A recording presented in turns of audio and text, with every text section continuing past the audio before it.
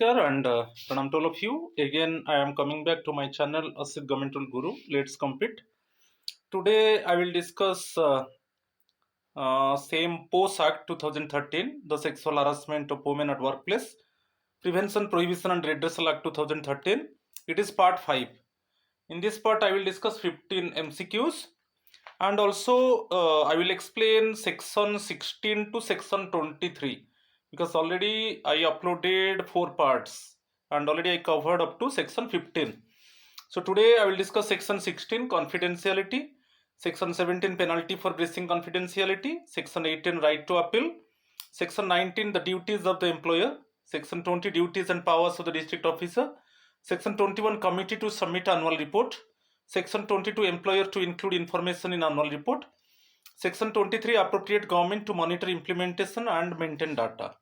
So definitely the video would be interesting one. So till end try to listen the video and you get complete information from section 16 to section 23. So my friends, follow my Facebook page, same Asit Governmental Guru. My WhatsApp number is there 8327782034. If you follow my Facebook page also you can get the video links. Okay, and my WhatsApp number is there 8327782034. If any query is there you can contact with me and clear your doubt. So now I am going to discuss POS Act 2013 part 5 and in this part I will discuss 15 MCQs and cover section 16 to section 23. First question. Section 16 of the POS Act 2013 mainly deals with it is given 4 options: penalty for sexual harassment, confidentiality of proceedings, duties of employer, compensation to aggrieved women. So जो section 16 है वो confidentiality of proceedings, option B is the correct answer.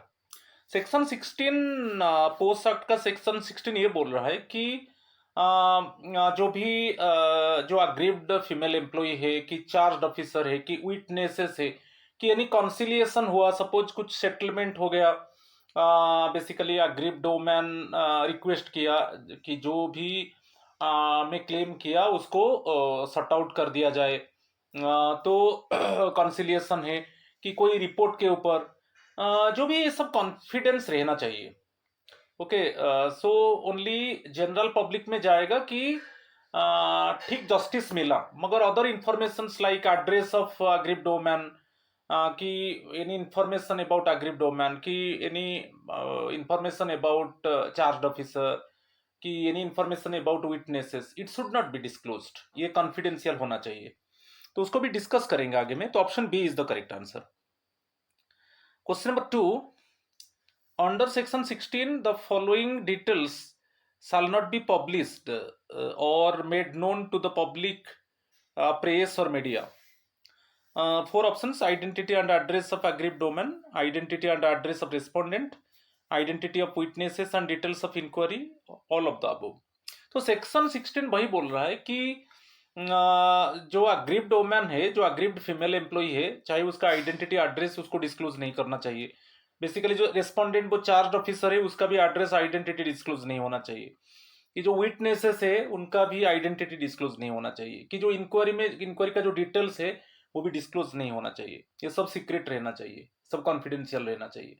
क्योंकि those basically people involve in inquiry, so they should not disclose any information about inquiry, about information about aggrieved female employee, की any information about charged officer, की any information about witnesses.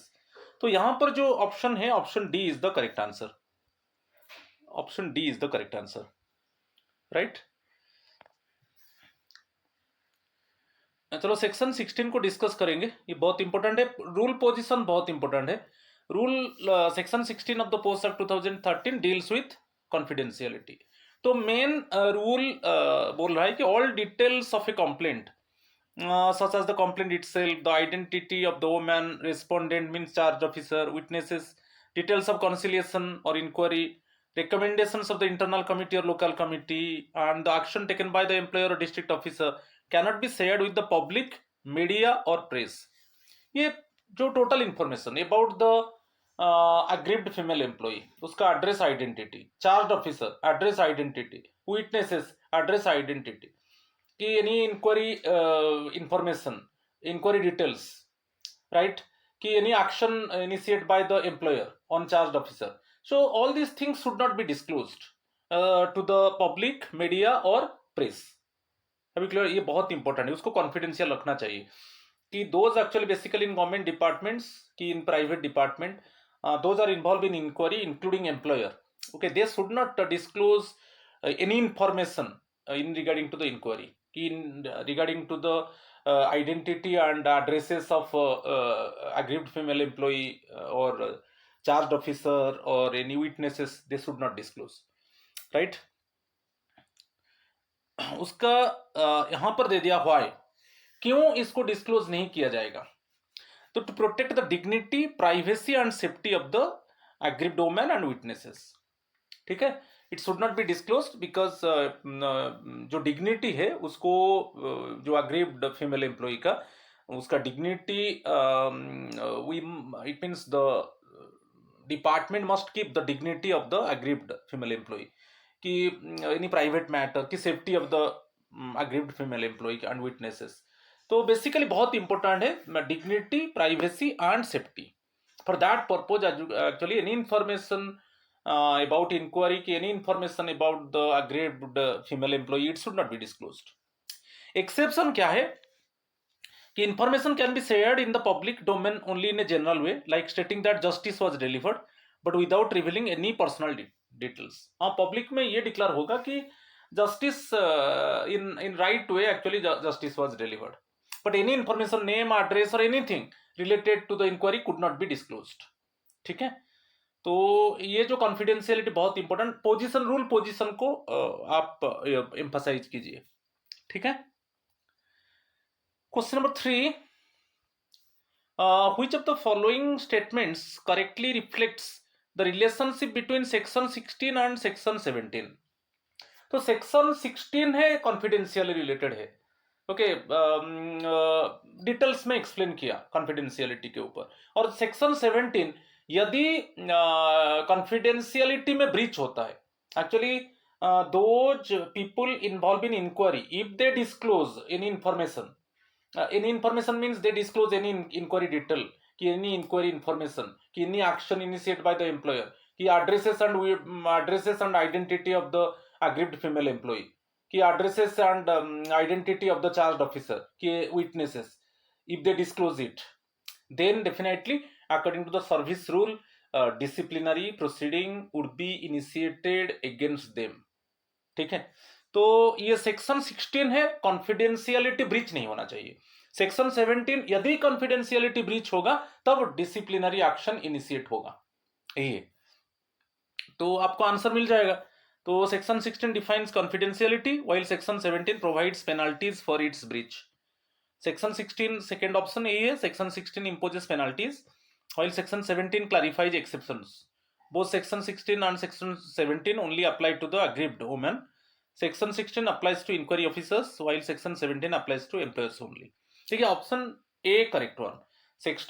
जो Section 16 post act का है वो confidentiality related है, और जो Section 17 है, if the confidentiality is breached then definitely penalties would be imposed, okay, on the person who disclose the information, right? तो option A is the correct answer. तो अभी सेक्शन 17 को हम डिस्कस करेंगे briefly. Section 17 of the post act 2013 which lays down the penalty for breaching confidentiality. यदि confidentiality breach होता है तब पेनाल्टी इंपोज होगा. Who is covered? यहाँ पर इसमें basically which one actually covered under this? Any person entrusted with the duty to handle, deal with or process the complaint, inquiry, recommendations or actions under this act.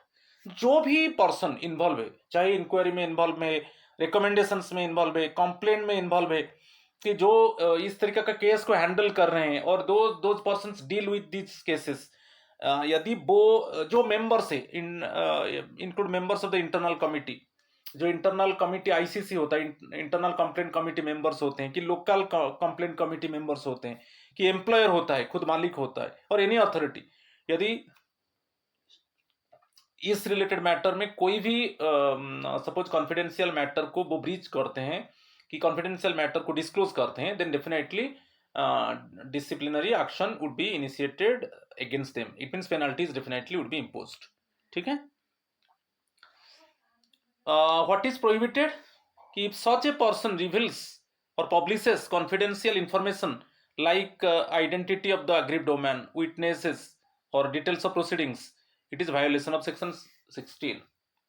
ठीक है, ये तो prohibited है. What is the consequence? Consequence है, suppose government department में ये breach होगा और suppose confidentiality breached by any particular member of ICC, की breach by any authority, ki breached by any employee, then definitely according to service rule, according to the CCA rules, Central Civil Services Classification, Control and Appeal Rules 1965, then definitely disciplinary proceeding would be initiated.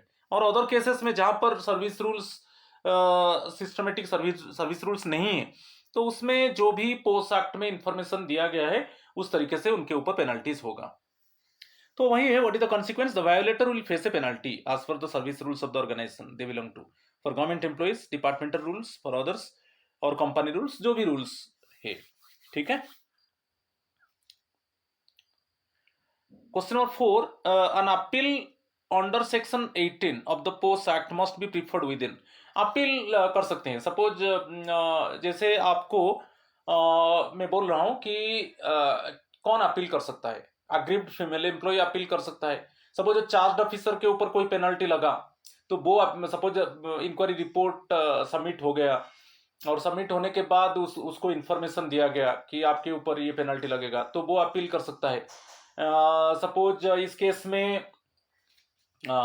It means confidentiality breach हुआ और कोई particular person की, कोई particular employ के ऊपर disciplinary proceeding initiate होगा, तो उसके अगेंस्ट में वो अपील कर सकता है. तो अपील का प्रोविजन है सेक्शन 18 में, पोस्ट एक्ट 2013 का. तो अपील कितना दिन के अंदर होना चाहिए, यही क्वेश्चन पूछा है. 30 days, 60 days, 90 days, 120 days. Appeal आपको करना है 90 डेज. जैसे मैं एक एग्जांपल देता हूं. जो चार्ज ऑफिसर है, जब रिपोर्ट सबमिट हो जाएगा, रिपोर्ट सबमिट होने के बाद जो डिसिप्लिनरी अथॉरिटी है गवर्नमेंट डिपार्टमेंट में, यदि वो पेनाल्टी इम्पोज करता है, तो उसको इन्फॉर्मेशन दे दिया जाता है. जब वो लेटर रिसीव करेगा, डिसिप्लिनरी अथॉरिटी से लेटर रिसीव करेगा कि आपके ऊपर ये पेनाल्टी लगा. ठीक है, already what type of charge it means imposed on you, it is already proved and you are the culprit. Okay, and enough evidence is there, and after all it means implications, actually after all thorough examine, implication consequences, definitely penalty would be imposed, and the penalty would be like this. So when the charged officer received the letter, then it means receiving letter, then within 90 days he or she must it means the charged officer must go to the appellate authority, must appeal. ठीक है, तो ये normally है. N appeal under section 18 of the post act must be preferred with in 90 days. So similarly जो aggrieved female employee है, suppose charge officer को exempt कर दिया गया, एक्सोनरेट कर दिया गया उसके ऊपर जो चार्ज लगा था, तो उस केस में जो अग्रीव्ड फीमेल एम्प्लॉई है वो भी अपील कर सकता है उसका एगेंस्ट में. ओके, तो 90 डेज हम कैसे काउंट करेंगे ना? जब वो लेटर रिसीव होगा, क्योंकि एक एक कॉपी जाएगा. जब वो कोई भी एक्शन डिसिप्लिनरी अथॉरिटी लेता है, तब वो एक एक कॉपी चार्ज ऑफिसर के पास जाएगा, एक अग्रीव्ड फीमेल एम्प्लॉय के पास जाएगा. तो यदि चार्ज ऑफिसर को एक्सोनरेट कर दिया जाता है, अग्रीव्ड फीमेल एम्प्लॉय वो 90 डेज में अपील करेगा उसका एगेंस्ट में. और यदि चार्ज ऑफिसर के ऊपर पेनल्टी लगता है, तो वो जब लेटर रिसीव करेगा उसका 90 डेज के अंदर वो अपीलेट अथॉरिटी को अपील करेगा. ठीक है, option C is the correct answer. Question number 5, who among the following can prefer an appeal under section 18? Under section 18 में who can prefer appeal?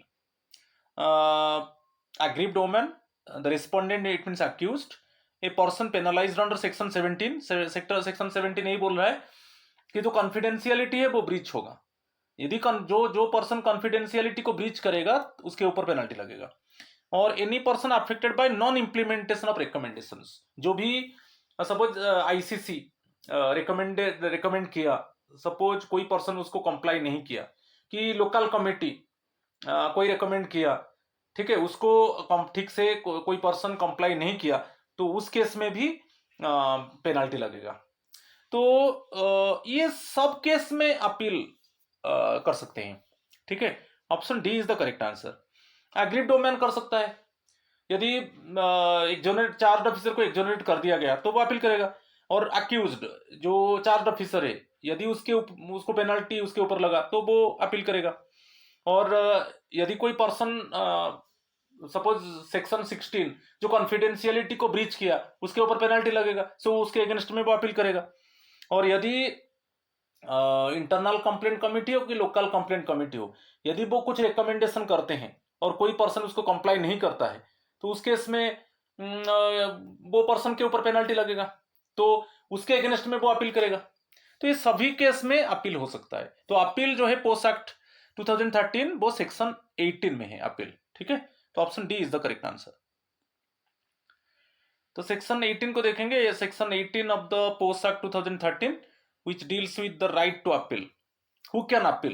Any person aggrieved by the recommendations or decisions made under.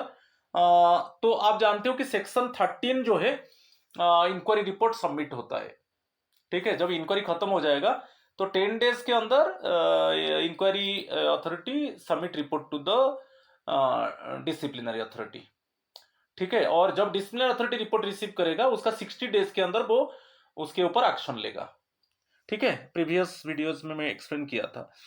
तो recommendations after inquiry, जो भी recommendation हुआ, यदि recommendation में क्या हुआ ना, चार्ज ऑफिसर के ऊपर पेनल्टी लगा, तो जब वो लेटर रिसीव करेगा, चार्ज ऑफिसर 90 डेज के अंदर उसके अगेंस्ट में अपील करेगा कि पनिशमेंट टू रेस्पोंडेंट, और suppose respondent means charge officer है, उसको कुछ पनिशमेंट मिला, उसके ऊपर पेनल्टी लगा, तो वो अपील कर सकता है। और ये भी है कि सेक्शन 30 में सपोज चार्ज ऑफिसर के ऊपर कुछ कॉम्पेंसेशन देना पड़ा, it means charge officer must paid compensation to the aggrieved female employee, तो इस केस में वो इसके अगेंस्ट में भी चार्ज ऑफिसर अपील कर सकता है। और कोई सपोज फॉल्स कंप्लेंट कर दिया, कोई बेसिकली जो फीमेल एम्प्लॉय है, suppose she made false complain against any employee और वो जस्टिफाई प्रूव हुआ, ठीक है। और यदि प्रूव हुआ कि जो भी कंसर्न फीमेल एम्प्लॉय जो कंप्लेन किया है वो फॉल्स है और वो मैलिशियस है, तो उसके अगेंस्ट में डिसिप्लिनरी प्रोसीडिंग इनिशिएट होगा, तो उसके अगेंस्ट में वो अपील कर सकता है, ठीक है। और सेक्शन 17 में यदि जो कॉन्फिडेंशियलिटी है, जैसे आइडेंटिटी है कि एड्रेसेस है, चाहे अग्रीव्ड फीमेल एम्प्लॉय है कि चार्ज ऑफिसर है कि विटनेसेस है, कि कोई भी इंक्वायरी डिटेल्स है कि in regarding the inquiry report, कि any action initiate by employer, यदि ब्रीच होता है, जो पर्सन उसको ब्रीच किया उसके ऊपर तो पेनल्टी लगेगा, जब पेनल्टी लगा तो उसके अगेंस्ट में वो अपील करेगा, ठीक है। अच्छा, यहां पर दे दिया होयर टू अपील। जो गवर्नमेंट डिपार्टमेंट में ये रूल है, यदि आप अपील करोगे तो अपेलेट अथॉरिटी के पास आपको जाना है, ठीक है। अपेलेट अथॉरिटी है, आप उनको अपील करोगे। और अदर केस में जहां पर रूल्स नहीं है, जो भी suppose no service rules exist, तो उस केस में जो पोस्ट एक्ट और अदर एप्लीकेबल लॉज है उसके हिसाब से आप अपील करोगे, ठीक है। और उसका जो टाइम लिमिट है, टाइम लिमिट 90 डेज के अंदर है। जिस डेट में सपोज जैसे गवर्नमेंट डिपार्टमेंट में डिसिप्लिनरी अथॉरिटी रिकमेंड कर दिया कि ये पेनल्टी लगेगा चार्ज ऑफिसर के ऊपर, और वो डिसिप्लिनरी अथॉरिटी लेटर दे दिया कि आपके ऊपर ये पेनल्टी लगा, तो जिस डेट में चार्ज ऑफिसर लेटर रिसीव करेगा उसका 90 डेज के अंदर उसके ऊपर जो पेनल्टी लगा उसका अगेंस्ट में वो अपील करेगा अपेलेट अथॉरिटी को, ठीक है। तो time limit with in 90 days, ठीक है। Question number 6, section 19 of the post act makes it mandatory for every employer. देखिए, जो सेक्शन 19 भी बहुत इंपॉर्टेंट है, रूल पोजीशन। सेक्शन 19 ये बोल रहा है कि every employer must create safe and protective environment for the female employees. Okay, जो ये it is the responsibility of the employer. Okay, it is the responsibility of the employer to create good environment, to create safe environment, to create protective environment, to create supportive environment for the female employees. तो यहाँ पर हम देखेंगे, provide only financial compensation to the aggrieved women, provide a safe working environment including protection from outsiders at workplace, constitute local committee, file FIR in every case of harassment. मगर section जो 19 है वो बोल रहा है सेफ वर्किंग एनवायरमेंट, और कोई outsiders वो एंक्रोच नहीं करेंगे, यही है. तो it is the responsibility of the employer to create safe working environment and also the employer does not allow any outsiders. Okay, at workplaces, right? तो option B is the correct answer. Question number 7, as per section 19, employers must display at a conspicuous place in the workplace. तो employer क्या display करेगा? तो 3 options यहां पर दिया है. Penal consequences of sexual harassment, order constituting the internal committee, names of witnesses in pending cases. देखिए, every चाहे गवर्नमेंट हो कि प्राइवेट हो, एवरी ऑर्गेनाइजेशन में आईसीसी है, जो इंटरनल कंप्लेंट कमिटी है. जो भी आईसीसी जो ऑर्डर्स एक्चुअली इश्यू करता है वो एक पर्टिकुलर वर्क प्लेस में, एक पर्टिकुलर प्लेस में पेस्ट होगा. जो भी ऑर्डर आईसीसी इशू करता है, सपोज रेगुलरली कि सपोज फॉर्टनाइट की मंथली, जो भी ऑर्डर इशू करेगा वो एक पर्टिकुलर वर्क प्लेस में, एक पर्टिकुलर प्लेस में एक्चुअली एक नोटिस बोर्ड की तरह रहेगा और सब वो ऑर्डर को देख सकते हैं. और एक है कि ये कंपल्सरी है कि एक वर्क प्लेस में, एवरी वर्क प्लेस में, एक पर्टिकुलर प्लेस में ये मेंशन होगा, यदि सेक्सुअल हरासमेंट होता है वर्क प्लेस में तब उसका कॉन्सिक्वेंस ये है. ओके, तो वो मेंशन होगा. तो 2 चीज मेंशन होता है एवरी वर्क प्लेस में, consequences of sexual harassment and orders of ICC. तो ये 2 चीज है. तो इसमें जो करेक्ट होगा 1 और 2, option A is the correct answer. ठीक है. सेक्शन 19 में एक्चुअली बहुत इंपॉर्टेंट पॉइंट्स है. वही पॉइंट को हम देखेंगे, एम्प्लॉयर रिलेटेड है, क्योंकि employer is fully responsible to provide congenial atmosphere for the female employee, the conducive की very safe environment for the female employees. तो first one, safe workplace. Safe means क्या है? एक प्रोटेक्टिव एनवायरनमेंट होना चाहिए. कोई भी आउटसाइडर्स वो इंक्रोच नहीं करेंगे. कोई भी आउटसाइडर्स आके suppose the outsiders they do not flaunt jokes की any sexual remarks.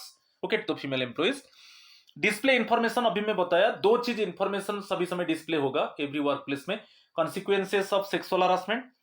ओके, तो पेनल कॉन्सिक्वेंसेस, और एक है जो भी आईसीसी जो इंटरनल कंप्लेंट कमिटी है जो भी ऑर्डर इश्यू करेगा वो भी एक नोटिस बोर्ड रहेगा, तो उसमें इंफॉर्मेशन को पेस्ट किया जाएगा. तो सबको वो इंफॉर्मेशन सब उसको एक्सेस कर सकते हैं. ठीक है, तो ये बहुत इंपॉर्टेंट है. Training and awareness, regularly actually training program should be conducted so that the employees they must aware about the post act, prevention of sexual harassment act and penal consequences of sexual harassment. तो पूरा complete information उनको मिलेगा. Training and awareness. Facilities for ICLC, आप जानते हो कि जो internal complaint committee है, और जिस ऑर्गेनाइजेशन जो मैं बोल रहा था, जिस ऑर्गेनाइजेशन में लेस देन 10 एम्प्लॉइज है वहां पर लोकल कमिटी. एवरी ऑर्गेनाइजेशन में आईसी इंटरनल कंप्लेंट कमिटी है, मगर जो बोलते हैं कि इनफॉर्मल सेक्टर, अनऑर्गेनाइज्ड सेक्टर, जहां पर 10 एम्प्लॉइज जो है लेस देन 10 है, और यदि एम्प्लॉयर के ऊपर चार्ज लगता है तब वो लोकल कमिटी को जाएगा. तो उनको सभी फैसिलिटीज है, provide necessary support like office space, records, logistics to the IC और LC can conduct inquiry properly. Attendance and information, यदि जब इंक्वायरी चल रहा है, कोई विटनेस आ रहे हैं, उनका पूरा अटेंडेंस रहेगा. ओके, चार्ज ऑफिसर का अटेंडेंस रहेगा, विटनेसेस का रहेगा. ठीक है, तो attendance and information. Legal assistance, if the aggrieved woman chooses provide support in filing a complaint under the Indian penal code और एनी अदर लॉ. यदि अग्रीव्ड वुमन ये बोल रहा है कि मुझे लीगल असिस्टेंस चाहिए, वो भी एम्प्लॉयर उसको प्रोवाइड करेगा. यदि वो रिटन में देता है कि मुझे लीगल असिस्टेंस चाहिए, मैं कोई लीगल काउंसलर का हेल्प लेना चाहता हूं, तो वो भी एम्प्लॉयर एक्चुअली फैसिलिटीज प्रोवाइड करेगा। Next one, action against non employees. यदि कोई बाहर कोई perpetrator, if the perpetrator is not an employee, कोई क्लाइंट है कि वेंडर है, यदि वो कुछ सेक्सुअल रिमार्क्स है कि मॉलेस्ट करता है कोई फीमेल एम्प्लॉय को, सो उस केस में भी एम्प्लॉयर जाके पुलिस स्टेशन में उसका अगेंस्ट में कंप्लेन कर सकता है, ठीक है, if the aggrieved woman desires. Okay, misconduct under service rules, treat sexual harassment as misconduct under service rules and initiate disciplinary action, क्योंकि सेक्सुअल हरासमेंट जो है वो मिसकंडक्ट में आ जाता है, तो अब वो कंडक्ट रूल अप्लाई होता है, सीसीएस कंडक्ट रूल्स 1964, तो उस केस में डिसिप्लिनरी प्रोसीडिंग इनिशिएट होता है। Monitor IC reports, ensure timely submission of annual reports by the internal committee to the district officer, कि इसको भी वो इंश्योर करेगा एम्प्लॉयर कि जो इंटरनल कंप्लेंट कमिटी है वो टाइमली रिपोर्ट सबमिट करेगा डिस्ट्रिक्ट ऑफिसर को, एनुअल रिपोर्ट, ठीक है। तो ये सब है एक्चुअली एम्प्लॉयर का रिस्पॉन्सिबिलिटी है, ठीक है। ये सेक्शन 19 एम्फासाइज किया है पोस्ट एक्ट का। Question number 8, under section 20 of the post act the district officer is required to monitor. Section 20 actually monitoring of the district officer है, तो डिस्ट्रिक्ट ऑफिसर क्या मॉनिटर करेगा? Appointment of members in the internal committee, timely submission of reports by the local committee, disciplinary action against the respondent, payment of compensation to the aggrieved woman. Basically district officer ये monitor करेगा कि जो local committee वो timely report submit कर रहा है कि नहीं, timely submission of reports by the local committee. Option B is the correct answer. Question number 9, as per the post act the district officer may engage which of the following for awareness creation। क्योंकि district officer का main responsibility है वो awareness program create करेगा in every community, awareness program, और specially in government offices, private offices, okay, और in suppose in communities. तो ये जो awareness program mainly district officer का ये काम है कि awareness program should be conducted in different departments, in different government departments and in private offices. तो किसका हेल्प लेता है डिस्ट्रिक्ट ऑफिसर? वहां पर नॉन गवर्नमेंटल ऑर्गेनाइजेशंस का हेल्प लेके वो अवेयर करता है, और बेसिकली वो मेन उसका इंपॉर्टेंस रहता है ऑफिसेस में, चाहे गवर्नमेंट हो कि प्राइवेट हो, ठीक है। Option C is the correct answer. Section 20 of the post act sexual harassment of women at workplace act, duties and powers of the district officer दिया है। तो first one, monitor timely submission of reports by the local committee. First district officer का prime role है कि जो local committee है वो local committee timely report submit कर रहा है कि नहीं, ठीक है। और district officers duty is to ensure that these reports are furnished on time so that there is accountability and proper tracking of post cases. District officer का main duty है कि जो भी लोकल कमिटी रिपोर्ट सबमिट करेगा वो एक stipulate time के अंदर करेगा, टाइमली करेगा, तो उस केस में जो भी पोस्ट केसेस है तो उसको प्रॉपरली ट्रैकिंग किया जाएगा, ठीक है। और engage NGOs for awareness creation, जो डिस्ट्रिक्ट ऑफिसर है वो नॉन गवर्नमेंटल ऑर्गेनाइजेशंस का हेल्प लेके सेक्सुअल हरासमेंट के ऊपर वो अवेयरनेस प्रोग्राम एक्चुअली प्रोवाइड करेगा, okay. So the district officer must take necessary steps to involve non governmental organisations, women's groups और अदर सोशल ऑर्गेनाइजेशंस, उनका हेल्प लेगा। एनजीओज है कि कोई वुमेन ग्रुप है, कोई अदर सोशल ऑर्गेनाइजेशंस है, their role is to spread awareness about what constitutes sexual harassment and inform women about their rights under the act so that more women can come forward to report incidents without fear। ये तो एक है कि consequences of sexual harassment, second है जो inform actually female employees, inform women कि आपका right है, यदि आपको मॉलेस्ट किया जाता है कि सेक्सुअली हरास किया जाता है तो आपको रिपोर्ट प्रोवाइड करना है, ओके। एक्चुअल जो इंसिडेंट हुआ है उसको हाइड नहीं करना है, उसको प्रॉपरली डिस्क्लोज करना है, ठीक है। तो इससे रिलेटेड में अवेयरनेस प्रोग्राम कंडक्ट होगा। डिस्ट्रिक्ट ऑफिसर उस केस में नॉन गवर्नमेंटल ऑर्गेनाइजेशंस का हेल्प लेता है, वुमेन्स ग्रुप से, अदर सोशल ऑर्गेनाइजेशंस का ग्रुप लेके वो अवेयरनेस प्रोग्राम प्रोवाइड करता है, ठीक है। Question number 10, the annual report prepared under section 21 must be submitted by the internal committee to. Internal complaint committee every department में होता है, चाहे प्राइवेट हो कि पब्लिक हो। तो आईसीसी किसको रिपोर्ट सबमिट, एनुअल रिपोर्ट किसको सबमिट करेगा? आईसीसी एम्प्लॉयर को रिपोर्ट सबमिट करेगा। फिर एम्प्लॉयर क्या करेगा? रिपोर्ट डिस्ट्रिक्ट ऑफिसर को सबमिट करेगा, डिस्ट्रिक्ट ऑफिसर स्टेट गवर्नमेंट को सबमिट करेगा। ये प्रोसेस है। तो समझ में आ गया? तो जो इंटरनल कंप्लेंट कमिटी है वो किसको रिपोर्ट देगा? एम्प्लॉयर को देगा। ठीक है। फिर एम्प्लॉयर क्या करेगा? रिपोर्ट को एनुअल रिपोर्ट एम्प्लॉयर फिर क्या करेगा? जो इंटरनल कमिटी से जो रिपोर्ट आएगा उसको कंपाइल करके वो डिस्ट्रिक्ट ऑफिसर को देगा, डिस्ट्रिक्ट ऑफिसर स्टेट गवर्नमेंट को देगा। ठीक है, ये प्रोसीजर है। तो option B is the correct answer. Question number 11, to whom does the local committee submit its annual report? तो लोकल कमिटी का बात आता है तो वो डायरेक्टली उसका एनुअल रिपोर्ट डिस्ट्रिक्ट ऑफिसर को देगा और डिस्ट्रिक्ट ऑफिसर कंपाइल करके उसको वो स्टेट गवर्नमेंट को देगा। ठीक है, option C is the correct answer. Section 21 of the post act 2013, तो यहां पर जो रूल पोजीशन है वो committee to submit annual report. Submission of annual report में अभी बताया था, यदि आईसी का बात आता है, इंटरनल कमिटी का बात आता है, internal committee annual report employer को देगा, एम्प्लॉयर कंपाइल करके डिस्ट्रिक्ट ऑफिसर को देगा, डिस्ट्रिक्ट ऑफिसर कंपाइल करके स्टेट गवर्नमेंट को देगा। ये है इंटरनल कमिटी का। और यदि लोकल कमिटी आता है तो लोकल कमिटी में बता चुका हूं, लोकल कमिटी किस केस में एक्चुअली इंक्वायरी करता है?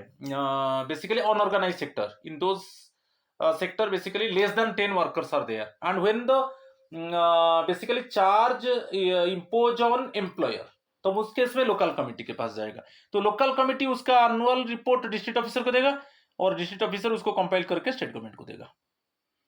ठीक है, तो एनुअल रिपोर्ट में क्या basically contain, annual report contain number of complaints received, कितना कंप्लेंट एक्चुअली ये ड्यूरिंग द कैलेंडर ईयर में रिसीव हुआ है, कितना केसेस को डिस्पोज कर दिया गया, कितना केसेस पेंडिंग है, क्या एक्शन लिया गया, यदि जिस केस में इंक्वायरी हुआ क्या एक्शन लिया गया और क्या अवेयरनेस प्रोग्राम किया गया। तो ये इससे रिलेटेड में एनुअल रिपोर्ट प्रोवाइड किया जाएगा कि number of complaints received, number of complaints disposed, number of complaints actually, number of cases pending, कि what action taken and what type of awareness programs actually conducted. Okay, तो ये सब actually annual report में रहेगा।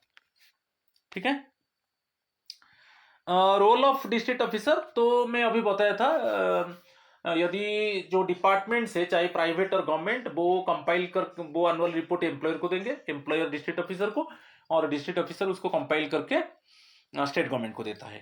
ऐसे case में, local committee case में directly annual report district officer के पास जाएगा और डिस्ट्रिक्ट ऑफिसर कंपाइल करके स्टेट गवर्नमेंट को देगा, मगर उसका एक टाइम होता है, एक स्टिपुलेटेड टाइम होता है। ठीक है, तो यहां पर दिया है, the purpose is to ensure that the state government monitors implementation of the act at district and state levels. ठीक है, next one, question number 12, what information must the employer include in the organisation's annual report under section 22? तो report में जो annual report जाएगा उसमें what type of information actually should be included in the annual report? अभी मैं बताया था कि how many cases actually lodged, और how many cases disposed, how many cases pending, if inquiry conducted what action taken by the employer, कि any awareness program conducted to aware the employees. तो ये सब होता है। तो बेसिकली यहाँ पर तो normally option B is the correct answer, number of cases filed and their disposal. ठीक है, question number 13, if an organization is not required to prepare an annual report, the employer must। यदि जो organisations में ऐसा कुछ provision नहीं है कि annual report it means prepare किया जाएगा, तो उस केस में डायरेक्टली एम्प्लॉयर क्या करेगा ना, intimate to the district officer about cases filed and disposed of. यहाँ पर कोई प्रोविजन नहीं है कि कोई it means annual report it means providing to the employer, ऐसा नहीं है। तो डायरेक्टली एम्प्लॉयर क्या करेगा, डिस्ट्रिक्ट ऑफिसर को इंटीमेट करेगा कि इतना केसेस लॉज हुआ है और इतना केसेस डिस्पोज हुआ है और इतना केसेस पेंडिंग है और this type of actions taken. तो ये सब डायरेक्टली एम्प्लॉयर दे सकता है जिस ऑर्गेनाइजेशन में एक्चुअली प्रोविजन नहीं है कि कोई एनुअल रिपोर्ट प्रिपेयर होगा। ठीक है, option C is the correct answer.